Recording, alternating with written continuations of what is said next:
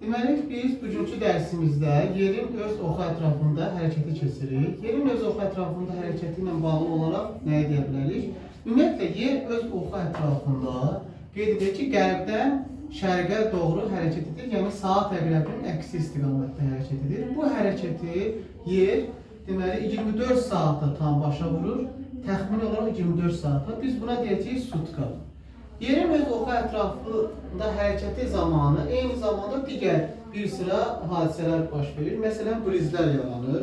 Brizlərin iki növü var. Gecə brizi və gündüz brizi. Bu da gecə və gündüzdən bağlıdır.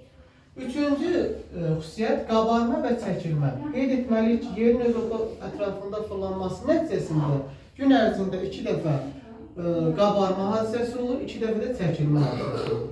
Daha sonra vaxt fərqinin yaranması. Biz qeyd etmişdik ki, dərsin əvvəlində yer öz oxu ətrafında qərbdən şərqə fırlandığı üçün günəş onu şərqdən qərbə isidir. Ona görə də deməli, şərqdəki məntəqələrdə vaxt irəli olur, qərbdəki məntəqələrdə isə vaxt geri olur. Bu da dördüncüdə, yəni vaxt fərqinin yaranmasında qeyd olunmuşdur.